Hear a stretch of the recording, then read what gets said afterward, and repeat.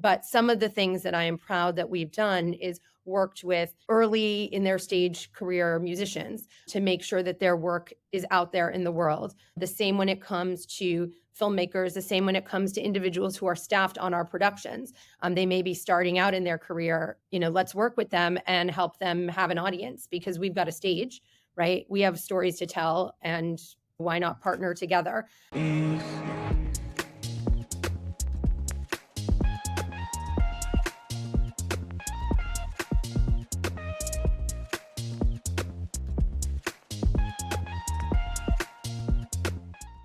Avery, happy Gen Z Day. Always great to see you. Are you excited for South by Southwest?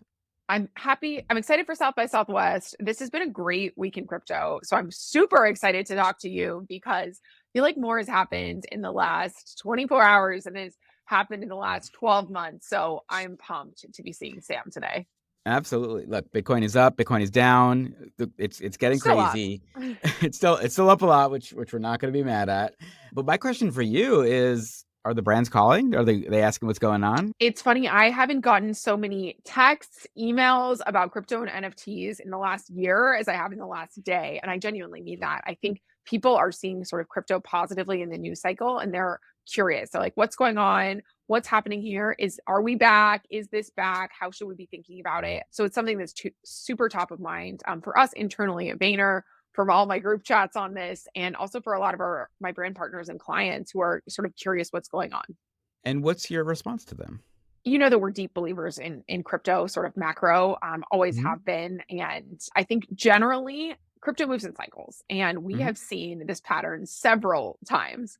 It's up, it's down. And just in the last day, we've seen that play out a little bit. We put together different POVs for different partners of like, great, sort of what's happening now, what's the right way for them to make sense. But the kind of core guidance we're giving is, let's be thinking about this the same way that we have been thinking about this, right? Like there's a lot of opportunity both in the sort of financial side of it, there's the verification side of it, then there's the cultural side of it. And I think the cultural side is the place where people are the most, do we go, do we not? And deeply understanding is the first step before you make a move. So that's always been our guidance. And I think it's our guidance now on a lot of our financial clients. They're very far along in what they're doing in this space already, and they're wondering how much they should communicate. But some of our more CPG consumer facing type brands and partners are more sort of curious if there's a place for them to thoughtfully collaborate, thoughtfully activate.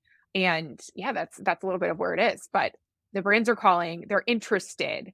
And I think taking some lessons that we've learned in the last 3 years, really looking before you leap is a good step. I keep thinking about the fact that we now have so much institutional crypto, which just has allowed us to change the conversation from crypto is bad actors and crypto is drug dealers and crypto is terrorism to now people are putting crypto in their retirement accounts. And I think just that like change alone, we wrote an article, I believe it was today, about like the last week, almost every day has set a new record for inflows into the Bitcoin ETFs, which just says to me that people are asking their financial advisors, do I need crypto? And which was not happening for honestly the last bunch of years. We know that there is a Ethereum ETF that is probably going to be coming somewhere in the next 2, 3, 4 months. Sam, let's not speculate. It's probably going to be is the key word. But I also think that is getting people to say this might have more lasting power than they thought, which probably also then brands are often a lagging indicator of certain trends. And I think this is one where, again, caution is the right play.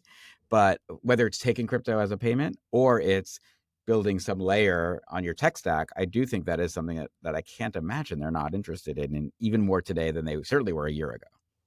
I think absolutely. I actually think a lot of companies, specifically those in the financial services sector, are quite far along there. It's more like, what's their consumer play for this today? And I also think it's a little bit different because the sort of meta at the moment is more coin related than necessarily like art or NFT related. So It's a different conversation. It's a different thing that like, how do you thoughtfully interact and engage with like a meme coin, some of these emerging altcoins is a different conversation. And obviously we've seen some brands do this very well over the last few years. I'll shout out Chipotle and what they did. Axe, they've also sort of done some thoughtful crypto integration over the years, but you've got to find that right intersection. So that is actually something that we're looking at as we speak.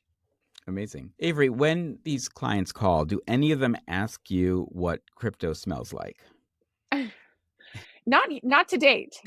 I mention that because according to Binance, who just released a limited edition perfume called Crypto, which they did on International Women's Day to get more women to come into the space, they believe that crypto smells like ozone, salt, and moss. So I don't know if that's a scent you want to wear, but it did sort of harken me back to, we are certainly back into the crypto spin cycle when brands are launching perfumes called crypto in order to try and attract more women. It does seem like we're back again at peak hype. I don't know if you have any feelings about the crypto perfume.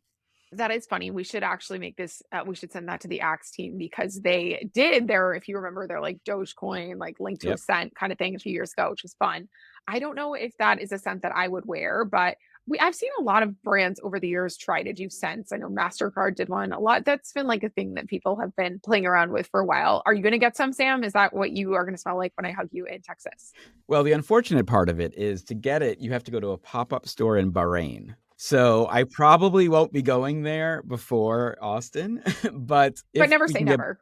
right, never say never. If we can get Binance to send a bottle down to my hotel in South by Southwest, I will happily wear it all week long. The final thing I wanted to talk to you about, Avery, before we get to our amazing guest, is a story that came out in Axios, which I was just reading earlier today, about the idea that the public trust in both tech companies, but specifically in AI, is falling. So we are now at, when AI first came out, everyone was like, this is going to change the world.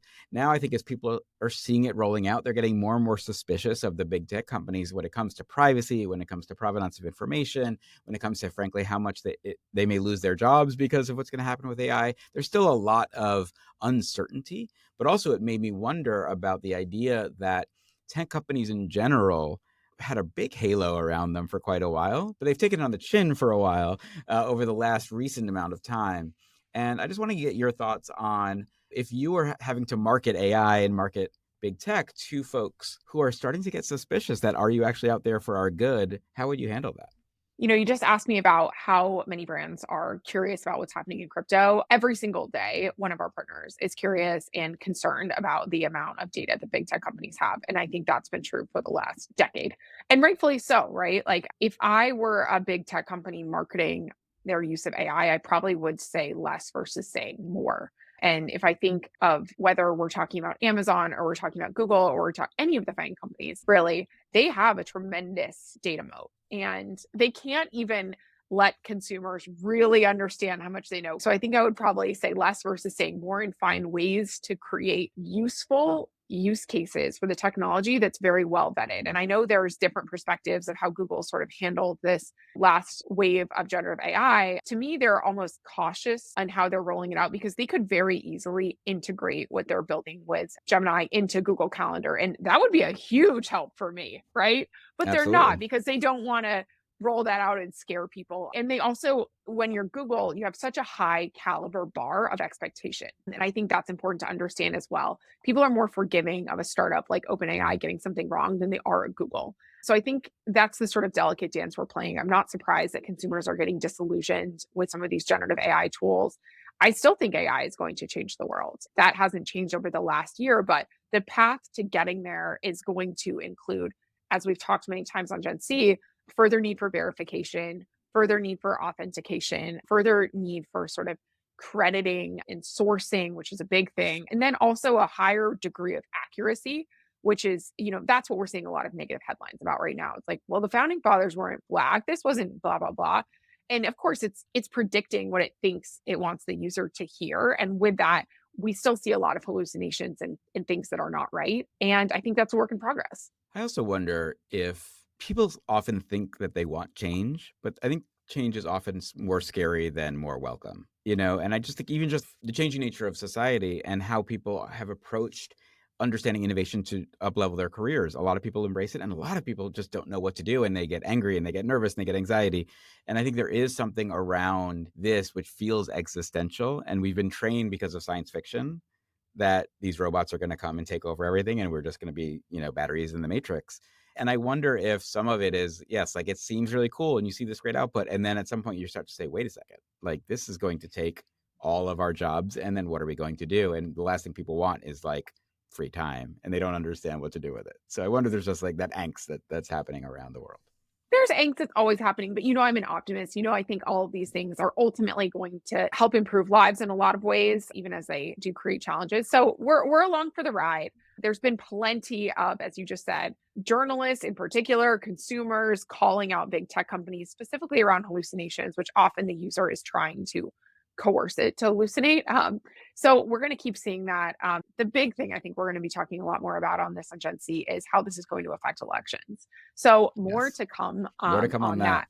Absolutely. All right, Avery, after the break, we're going to come back with Julie Yufie. She's the SVP of Vodka and Rum at Diageo. Really insightful marketer, really focuses a lot on purpose and drive for how you connect brands to customers. And I'm really excited for our conversation. So we'll see you guys after the break. Consensus 2024. Global crypto regulation, the disruptive power of AI, the rise of tokenization. Consensus is the one event where experts convene to talk about the ideas shaping our digital future. Join developers, investors, founders, brands, policymakers, and plenty more in Austin, Texas from May 29th through the 31st.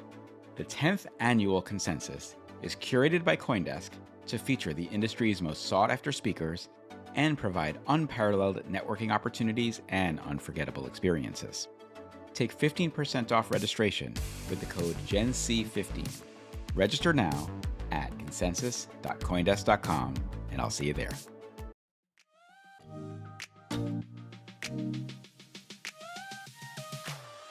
Want to get 3 years of access to Consensus with Microcosmos NFT? For just 1 ETH, you will gain entry to the conference and be eligible to receive randomized rewards, including gift cards to local Austin spots, a hotel stay, and VIP access to supercharge your event experience.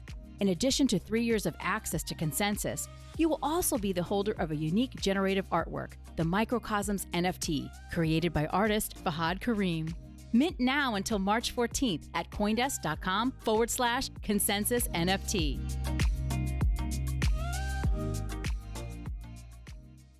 Julie, it is so nice to have you on the show. Thank you for joining us on Generation C. Thank you for having me. I know this has been many months in the making, and we're thrilled to have you on today. And let's start off by just sort of having you introduce yourself to the Gen Z community and our listeners. Tell them a little bit about you. Give us a little color into Julie. So I'm Julie Yufie. I am SVP of Vodka and Rum at Diageo, and I have been a marketer for now 20-something years. Don't tell anyone. But the interesting fun fact, I think, that ties everything together is I am a big time lover of all things pop culture, people, and art. I studied art history as an undergrad, and you realize that some of the things that stick with people their whole lives are the product of brands. Whether it is a famous Manet painting where you see the first branded product in the known world, which, by the way, happens to be an alcoholic beverage, to, the commercials you remember from your childhood, to products that are now indispensable to our lives. And, these are what we as marketers help to bring about. So I've always been fascinated with that. And I'm proud and feel very privileged to be part of a business that leaves people's memories with these great products and stories. Well, I know you are building the world's most loved brands. And for those who might not be familiar with portfolio strategy, can you share some of the iconic brands that you lead today? Because I think it'll be names that everyone has heard of. Sure. I mean, I'm very, very proud to be part of this world that Diageo has built over generations. Part of my portfolio includes the world's #1 vodka, Smirnoff, one of probably the most famous rum brands, and certainly the largest in the on and off premise in the US, Captain Morgan. The Cutlass is behind my head. Brands that have kind of changed culture for the better, and brands that continue to innovate, like Kettle One, that were invented with the bartender in mind to perfect the cocktail. And I think that says a lot. There's a lot of legacy, a lot of history in these brands, and it's a great pleasure to be able to lead and shepherd these into the future. A lot of history, but also a lot of innovation. I think Diageo is a company that invests so significantly in innovation, both product innovation, marketing innovation. And we're really excited to get into this a little bit more with you today because, yes, this is many generations of brand building, but I also think the eye that Diageo has towards innovation is one that's inspiring and very often cited by other sort of competitive companies and brands as to why you all maintain your competitive edge year over year, decade over decade, century over century. Julie, thank you for coming on. Unlike everyone who comes here, I have tried a lot of your products, so I'm a Thank big you. fan. And I think one of the things that Avery and I were talking about when we were excited that you were coming on was this idea that you've also overseen a lot of brands in different regions around the world. And one of the questions we were interested in is, the world seems to be getting smaller. Platforms are connecting us together all around the world. But from a marketer's perspective, is there such a differentiation between building a brand in somewhere like a Europe versus US when you think of the fact that sort of this platformification of how people are connecting makes us seem like everyone is our best friend? So, it may not be the popular answer, but I do believe that the world is more similar than different and that humans are more similar than different. We have common needs, common aspirations. And so while cultures are very different, right, the way you speak to fundamental human truths, or in our industry, consumer truths, may vary, but what you are serving and delivering to people is often the same. And I think that what makes that so exciting is that, yes, being in different markets gives you experiences, it gives you perspective, it helps you realize, create, be inspired. And I say that because we are very much a purpose-led brand organization. And I think about brands like Smirnoff. This is a brand where we take our purpose very seriously. We have been bringing people together literally, physically, for so many generations that that's part of our DNA. And while we may activate that togetherness, that coming together across boundaries in slightly different ways around the world, the purpose remains the same. And our mission to unite people remains the same. So a great example from recent days, in the last several months, we launched our new global purpose and campaign. It's called Affectionately We Do We. And it's based on this insight that, the world is better, stronger, more vibrant when we connect, when we mix, very much like a cocktail. And we, as Smirnoff, have things to suit all of consumers' needs. And one way that we have amplified and executed this in the US has been through our partnership with the NFL, because there's probably nothing that, unites people more in the US than their shared love of game day and of their teams. And if you think about the language people use, right, we talk about, yeah, we're winning. Like, I may not be physically playing on the field, but my team and me, we're winning, right? And there are subcultures and subgroups, and you come together. And so Smirnoff being able to have a role in that is so powerful. And, my colleagues all around the world, whether it's music in Brazil or in the UK or anywhere in the world, they're all doing the same on this brand. And I think that speaks very much to the fact that there is more that unites us than divides. I love that. And the commercial, by the way, is amazing. It's sort of these dancing people that I think would resonate anywhere. Who doesn't love cocktails, dancing, togetherness? It's things that are so like universally beloved. But as you just said, it's also activated differently in different markets of sort of how that comes to life, depending on the context, depending on the market, depending on like the culture of sort of what's going to specifically resonate. And in the US, your partnership with the NFL, I think, is one that has really doubled down on. Like, I live in Miami. I see the Dolphins partnership that you all have as well. That's out of home, that's in stadium, like that's everywhere. And it's really that 360 that Diageo is so known for. And this year's Super Bowl, I think, is one that we've talked a lot about on Generation C, but has in general been like even more hot topic than usual because it was the most watched game ever. And it was also the Taylor Bowl. Julie, I know you've got a lot of passion sort of around women's sports. How do you sort of see brand building in this new era of increasingly integrated female leadership, female sports? Like, how is that sort of shaping how you all are thinking about investing in some of your big sports properties? Yes, I have a personal passion for women's sport. Were you an athlete or something? I was, but the data is really fascinating. As we get to a world where brands and organizations have recognized and continue to recognize the buying power, right, of their women constituents, it's really interesting. NRG came out with a study in 2022 on the future of women's sports, and it was called Leveling the Playing Field. And fundamentally, what they proved and showed was that women's fans were more passionate. They were more engaged, more likely to remember brands when they were present and activated in the sport, more loyal. So I think it speaks to a lot of this recognition of the spending power, as well as the fact that when brands, support platforms that their consumers are passionate about, everybody wins. And it's particularly, I think, important for women's sports because historically, we've seen the statistics everywhere. The athletes are paid less. There are fewer A sponsors. lot less, like a Considerably, yeah. lot less. Yes.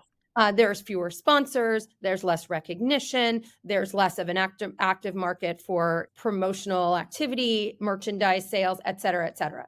And, as a marketer, this is a great opportunity. It's a great opportunity because not only are you able to get in on something that is frankly, like, from a marketing tools perspective, a good value, but you're getting something that your consumers are passionate about and you're able to shape it and the programs you do in a much more flexible and purposeful way, I would say, than perhaps with some other properties. For us at Diageo, we've been longtime supporters of women's sport, particularly the Johnnie Walker brand, which is not one of the brands I oversee, but is a great example of how the brand purpose and support of platform initiatives that are important to consumers can come to life. We've pledged more than $1 million in funding towards women entrepreneurs and nonprofits, including I Fund Women and the Women's Sports Foundation. We partner with multiple teams in women's soccer. We have engaged in partnerships with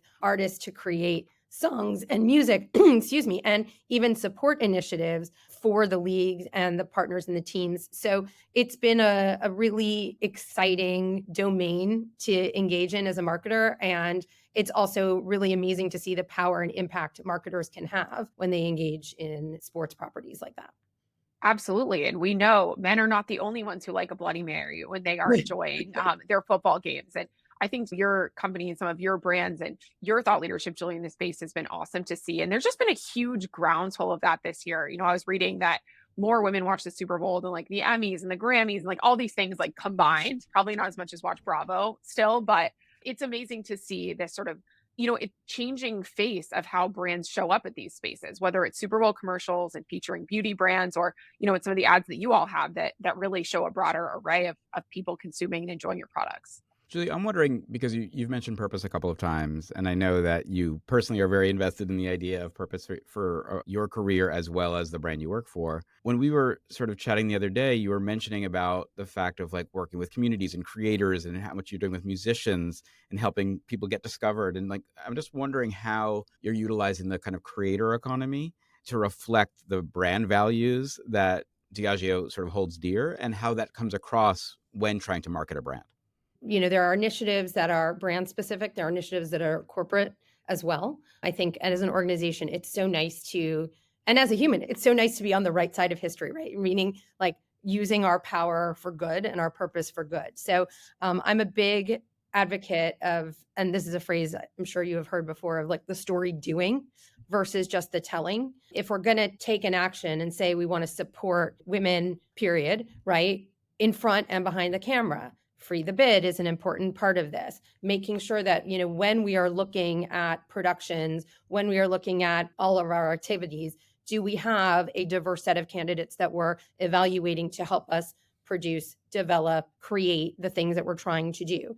And I'm speaking in very broad terms because we do this across all our brands, and our brands have different purposes, so they manifest themselves in different ways. But some of the things that I am proud that we've done is worked with early in their stage career musicians to make sure that their work is out there in the world. The same when it comes to filmmakers, the same when it comes to individuals who are staffed on our productions. They may be starting out in their career. Let's work with them and help them have an audience because we've got a stage, right? We have stories to tell, and why not partner together? I think there's another important piece, which is it's not just in the marketing, but actually in the entrepreneurship of the organization. And so through programs like Pronghorn, where we have invested in particular parts of the industry that are underrepresented, whether it's entrepreneurs, distillers, people who really want to build the next generation of the spirits industry, where we have not had representation typically from multicultural individuals. These businesses exist for a reason. And I really appreciate how the business is putting its money where its mouth is and living and walking its purpose as much as it's talking it. I love that. So well put and so true, and something that you all do every day in supporting all of these different like important initiatives. The CSR initiatives that Diageo stands behind are wide and varied, and it's amazing to sort of hear that. But I want to tap into what you mentioned around sort of this next generation of brand building and hear a little bit about like how you all bring new spirits brands to a market that continues to change, right? Like COVID was very disruptive in a lot of ways, very good for your at-home consumption business. But at the same time, we're also seeing a lot of these sort of celebrity owned brands. I know I don't need to tell you this twice because Diageo has successfully acquired and been a part of building many of these. But can you share a little bit about how you think about, how to build a spirits brand in a world where the celebrity seems to get a lot of the attention here? And also just for our listeners, Diageo very famously acquired Casamigos for a price point, which at the time seemed astronomical, but has proven to be a very good value over the years. I think we work with lots of different individuals, right? And at the end of the day, for me, the partners we work with are there to help us, engage with people. They push our creativity, they push our innovation. And when I mean push is like they provoke us, right? In a positive way. So I don't think there is a one size fits all. Of course, there's a lot of celebrities that are engaged in this category, but there are in many others as well. And what we've seen from some of them is tremendous creativity when it comes to the category development of products, tremendous creativity when it comes to marketing and advertising. I mean, you can probably name a few famous faces who have moved from acting and music into media and advertising, right? So I think that there isn't a one size fits all. And I have some brands that are pre-celebrity age, which we partner with some celebrities on because they are just so passionate about the products. And then I have other ones that it's really about families and the makers and the intel inside. I don't necessarily think that has changed dramatically the landscape of the market. But what I will say is it provokes us to constantly be better, more inventive, more innovative, more creative. And authenticity has never been more important.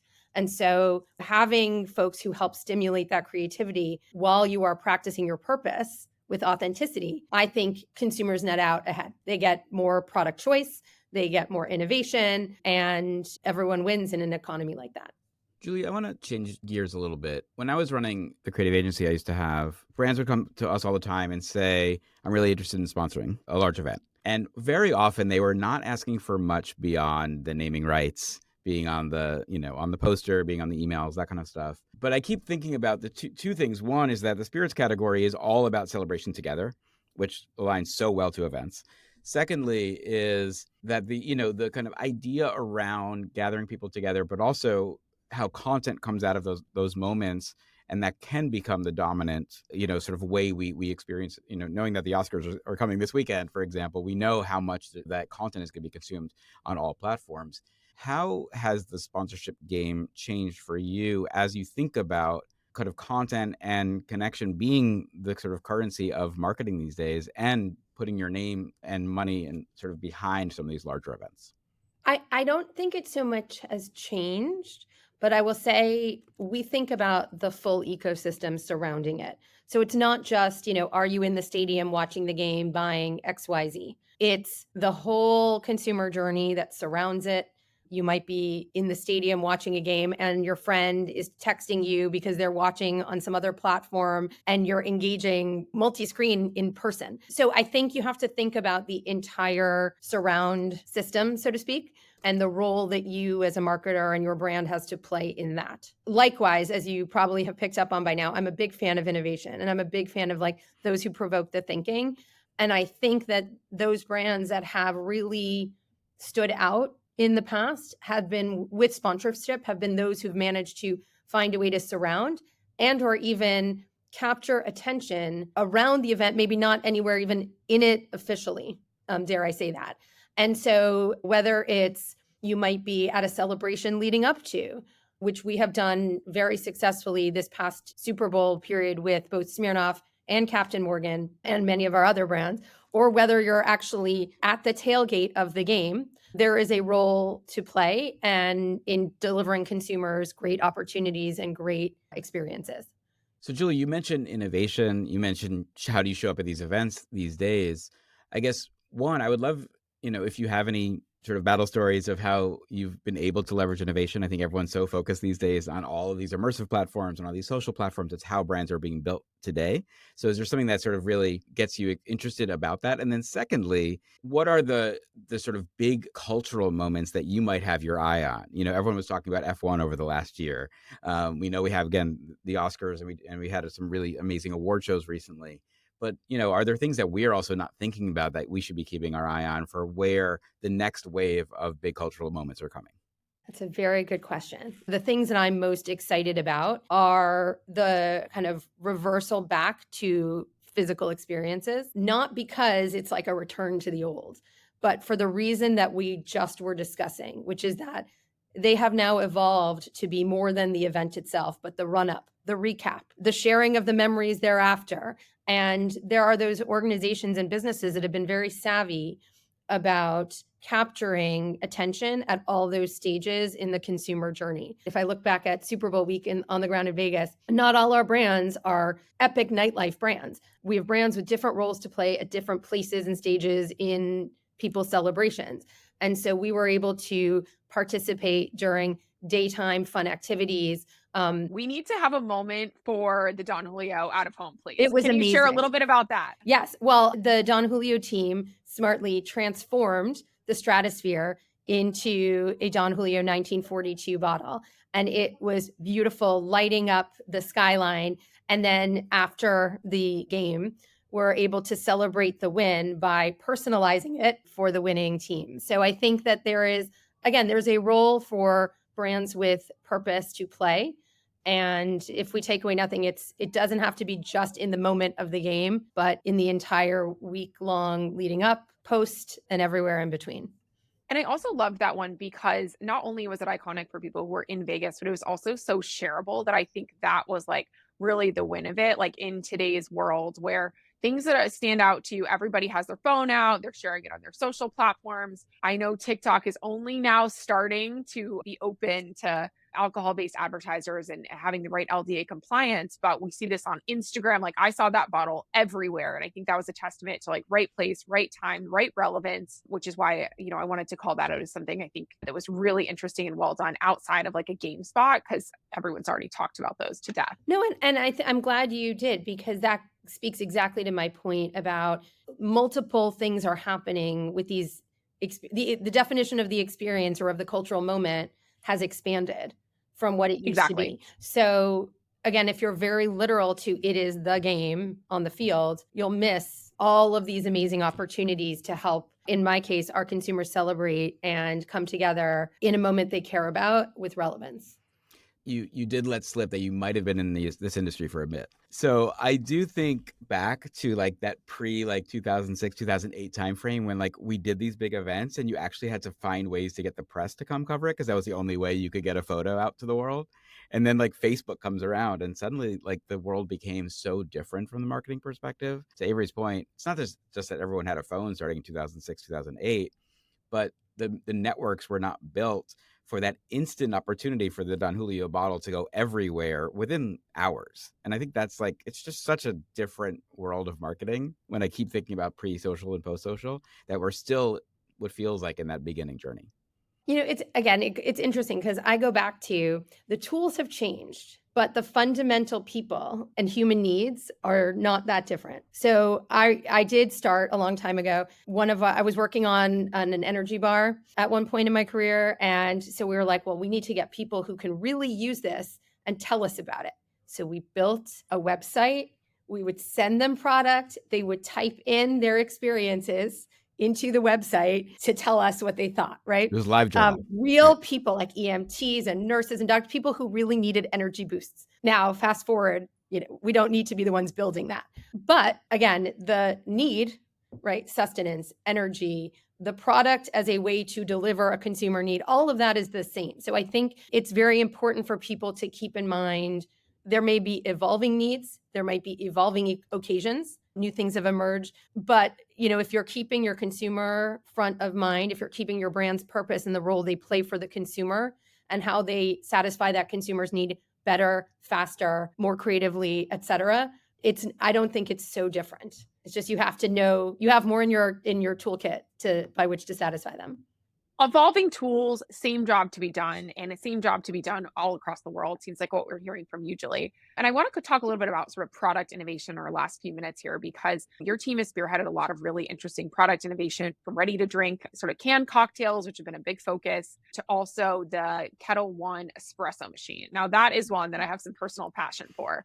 See this at bars a lot. I know this was like the talk of the town at, I think, the B2B event. I think it's called Golden Bars. Maybe share a little bit about how it is to test into these innovations while also keeping your eye on the ball of like what moves the macro business, and how you think about balancing those priorities in harmony. Because I think that's a thing that a lot of our listeners, they might have an instinct to almost like put all their attention on the new shiny. So maybe talk about how you balance those two things together. So I think, again, with the consumer front and center, in a consumer-driven business, we have to always keep in mind what will drive the consumer in a way that, of course, enables our customers, right? It's very important to know how you're going to work within the system to drive greater opportunity. But if the consumer doesn't need it, doesn't want it, if it doesn't somehow deliver something surprising, delightful, better than what they have today, it's hard for it to survive. And the real win is something like the machine that you're talking about, where it solves a need for our customers, consistent, high quality, delivered cocktails that are usually very complicated to make, solves a problem for our consumers, premium branded Kettle One espresso martini. That's the kind of innovation that you love to see and you want to see everywhere, because it's very unique and it solves for many, many opportunities in the world. It's solving a customer need, it's solving a consumer need, it's branded, and it's part of that sort of cultural conversation. And, we've done a lot of work with your brands and others in Diageo that I think whenever we think about innovation, it's like, how can we be part of the cultural conversation while keeping our eye on the ball of what actually moves the business? Those things need to work in harmony versus going off and inventing something random that, nobody's going to use. Has to be part of something. But at the end of the day, we always try to anchor ourselves in like selling spirits, connecting to culture, connecting to conversation in a way that is still very product centric. And I think you've done such an amazing job with that, specifically on Smirnoff, but on so many of the other brands that are under your purview, which is, it's a wide portfolio. Well, and bringing it full circle, right? If I think back to those things that last in the world, back to the ads you remember from your childhood, back to the branded product you see in the painting, if they genuinely fill a unique need that isn't solved already, there's the longevity. Right, exactly. Julie, thank you so much for spending time with us. Really enjoyed having you. I guess the final question I would have for you is, we have a lot of folks who listen on the younger side of their careers. What keeps inspiring you to do what you do? Where do you pay attention to get inspiration? How do you kind of keep yourself on the front edge of always putting your brands in the right places at the right time? So it sounds silly, but I kind of feel like the inspiration is everywhere. I am inspired by categories very different than my own and how they have just stretched to places that you never thought they could go. I really go back to, there's some categories that really seem rather boring, and suddenly they're out there in pop culture and becoming like their own joke, and they're top of mind. And, mental availability is a key driver in marketing. I find inspiration in the arts and in where creators are creating the topics they're thinking about, the trends they're pushing forward. I also particularly like to look at competition. I think good competitors are invaluable. Again, they keep you honest, they keep you focused, they make sure that you're really looking to push the boundaries and deliver for your consumers. So I think you can find it in many, many places. You just have to have an insatiable appetite for things like pop culture, how people's minds work, buying behavior. I love seeing how people buy things. It's fascinating. And actually, what I would say is, in the digital world where you don't necessarily see what people are putting in their shopping basket every day, I would encourage you to go out to a grocery store because it's fascinating to see how people interact and how they make choices that you wouldn't necessarily make yourself. If anyone hasn't done sort of market research in a grocery store, the TLDRs and caps still work very efficiently. So Great use of we've done spend. all this like fun testing over the years. Yeah, those work. But I love that you just ended on that line, Julie. Inspiration is everywhere. And I think that's a mindset more so than like a skill set you build. It's like if you think that there's inspiration everywhere, you see it everywhere. You see inspiration when Meta goes down or when you're grocery shopping. And I think that's such a key lesson for Gen Z, particularly our younger group of marketers who's looking to learn from leaders such as yourself. So we're so grateful that you took the time to chat and share your insights. And thank you for joining us. That was a great pleasure. Thank you, Julie. Thanks for having me.